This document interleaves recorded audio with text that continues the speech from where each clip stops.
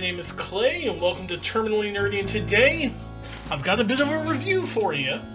A review of a comic called Liberty Deception Volume 1. Now, full disclosure here, I was asked by the comics writer and creator Travis Vengroff to do this review, because I'm a friend of his. He's well aware that that does not give him any slack with me, however. So for those of you worried that because I'm his friend I'm going to go easy on him and you've never seen any of my reviews in written form before, oh, that's not how I work at all. For those curious, there's a link to my website in the description box, specifically to all the book reviews I've ever done in written form. I'm known for being brutally honest. I've always been that way with him.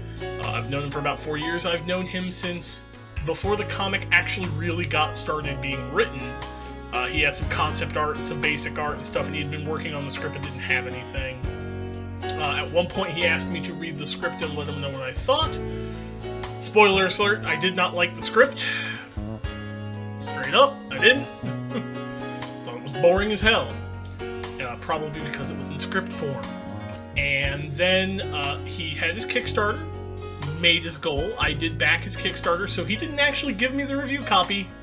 This is my copy of Liberty Deception Volume 1. It's in PDF form, is the one I got.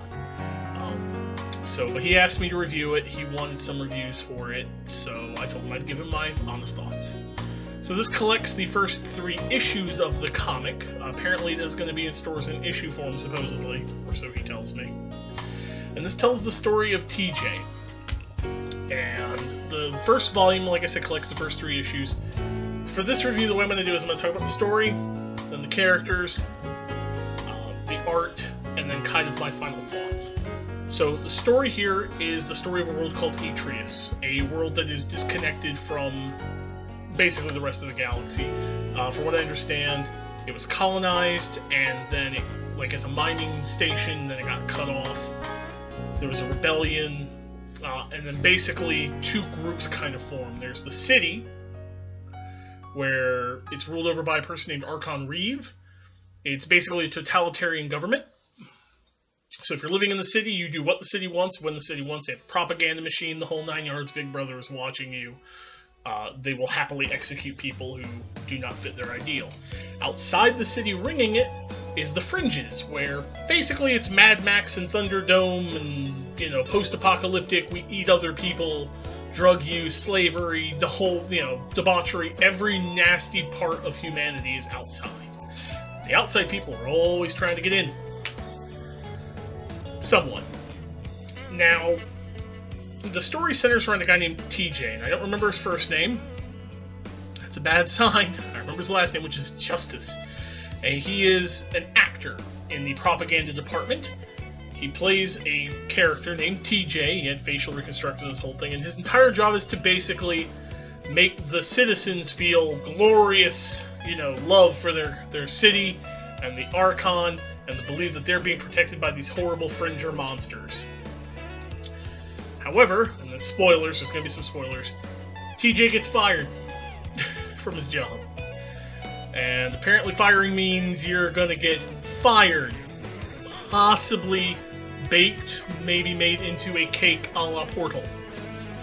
In TJ's case, he's being electrified for execution. Unfortunately, however, the propaganda department did their job so well that nobody outside of them realizes that TJ's a fake. And he's a good actor. So, in the story, when it finally comes up that they're electrocuting TJ because the black bag mask that he's wearing kind of opens by accident, the guy stopped the execution, he claims that he's on an investigation, and proceeds to trick the prison guards into letting him wander around. From there, he unlocks a couple of other prisoners, specifically one guy named Amos, who then leads him to a couple of other people, and they proceed to escape. And that's really the story of the first 3 issues. It ends on a cliffhanger like most comic books. And honestly, I'm curious as to where it's going, but these first 3 issues, this first volume is very, very heavy on the world building and not a lot on plot. It's very vague. All I know is that there's an Archon. Archon Reeve is still alive, though she's been alive for hundreds of years, apparently. And TJ's escaping with Fringers. That is the extent of what I know about the story. In fact, this first volume is about where I got to in the script when I originally read it, and as far as I can tell, it's pretty much the same. The art does help. Now we're going to go and talk about the characters. Like I said, the story is very thin here. It's a lot of world building. There's not a lot to talk about. So let's talk about the characters.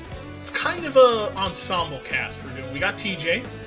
We have Amos, who's probably the most interesting character for me. He's basically an old man / criminal mastermind kind of guy.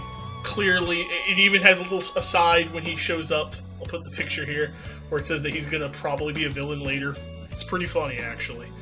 There's Claw, who is your classic cool guy. Got the glasses, only has one actual working arm. He has a little robot claw for the other, eventually, I'm assuming, because right now it's not there. Claw's brother, who I can't remember his name. He's a hacker. H-A-K-U-R. Hacker. He's got like a little port in him and he can jack into machinery, and he's a hacker. He's basically a cyberpunk hacker. Couldn't tell you his name. He's Dark Brooding Brother. Doesn't really talk a whole lot. There's Twitch. Twitch is your classic badass female. She doesn't really talk a lot. She's horribly violent and murderous. And then there's Fangirl. Can't remember Fangirl's name either, but she's TJ's fangirl. She's another citizen, and she completely believes TJ's everything that the propaganda thing has said. And he doesn't counter it. In reality, remember, TJ's an actor. This is surely going to bite him in the ass. There's our characters, and of course the mysterious Archon Reeve. But at this point, again in this volume, I have no I have protagonists, but no antagonist. I mean, is it Archon? Is it Reeve? Because she tried to kill TJ, but the only reason she did is, and it's very clearly spelled out, she did it because she felt he was becoming too popular. So again, a lot of world building, not a lot of story. And this bothers me on a lot of levels, because in the story and the character department, I've got characters, I've got the beginnings of a story, but I don't know where it's going, and I don't know if it's interesting enough to keep me wanting to read. You know, it's one of those things, like, I'm not normally a comic book reader. I'm not used to these sort of cliffhanger-styled endings over and over and over again. And that kind of colors my perception, I would say. If you're a normal comic book reader, maybe this is normal to you, where everything just constantly builds and builds and cliffhangers and builds and cliffhangers over and over and over again. It's not normally the way I read. You know, when I read comics, it's stuff like this. You know, it's a full-on graphic novel, start, beginning, middle, and end, like a book. I don't normally read, you know, issue-by-issue comics because of the cliffhanger obsession. I'm not a fan of that. Also, the characters feel rather weak, honestly. TJ's one defining attribute. He's an actor. That's all I know about him. I know that he was a poor student. He got into the propaganda department. He's an actor. Claw's one defining attribute. He's the cool brother who's a bit of a badass. His other brother, he's the Dark Brooding Brother. Amos is the criminal mastermind old man, Twitch is the badass female, and the other chick is Fangirl. That is literally what I know, and that is literally who they are right now in 140 pages. I just boiled them down to literally one phrase. That's, again, a problem for me. But without seeing the entire series, I don't know if they ever become expanded upon. I assume they do. I assume that we get some more nuance to TJ. I'm assuming Claw and his brother get more nuance to them. I'm assuming Twitch gets a reason why she doesn't fucking talk, and she's a psychotic killing machine. I mean, Amos actually gets a little backstory to him. I mean, the only backstory we get to the brothers, they're gun runners. Twitch was a gang member, and I literally knew nothing about Miss Fangirl. Like, they don't even explain why she was in jail in the first place. Probably the most interesting bit in the entire story bit was the flashback for Archon Reeve. So, we got the story, we got the characters, but what about the art? So a comic book really is half story, half art for me. If the story's kind of but the art's good, I'm okay with it. And this is where Liberty shines. My friend Travis got some really good artists, he has a fully realized world, and it is phenomenal. Like, the actual world building and the design of everything is very, very sci-fi. I mean, like, everything is hexagonal for some reason. Like, everything is honeycombed and very beehive-ish. Like, when you get to the prison section, the prison cells are hexagonal, and they come in and out like a beehive. You know, everything kind of makes sense visually. It has a very good, cohesive visual style, and the art itself is really, really well done. Each character looks unique. When you see TJ, you know that's TJ. You know Claw's Claw. Claw's brooding brother is the brooding brother. Amos is Amos. You can clearly tell who is who visually. There's no, like, palette swapping going on. Even the prison guards looked different. And I like that. I like that a lot. That's what's saving the comic for me, is the art. Like, I want to see more of the visual world. I honestly don't care about TJ. As a main character, I could give two shits less about him. I actually am more fascinated by Archon Reeve, Amos, and Claw. And when our main character, I don't care about him, that's a problem for me. Because I don't care about him. Maybe I will in future installments, if I go and get future installments. Which for me is kind of up in the air. The art is good, and I'd probably buy more of the PDFs just to read them. I don't necessarily think that I would necessarily go for a physical copy of this personally. Now, overall, it's a decent first attempt. He's not normally a writer. My buddy's a musician, traditionally, but he had his dream, and he's accomplished his dream. Matter of fact, he sold over 300 copies of Deception at New York Comic Con, which apparently beat the record. So he's going in the Guinness Book of World Records for most single edition, like most single issues of a comic sold. It's ridiculous. He is going headlong into this, and I'm all for it. And if you're wondering if you should give this a shot personally, this is something that an adult would be interested in. If you don't mind a slow start, because this has a ridiculously slow start with absolutely no real movement here, no real mystery. I honestly have no idea where anything is going other than we're escaping. If you don't mind really, really unpleasant topics, I mean, we're talking drug use, prostitution, slavery, cannibalism, like all this shit happens in the Fringe.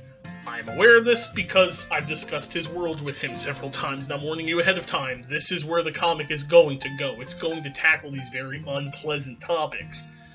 If you don't mind that, in fact, if you want to read something like that, give this a shot.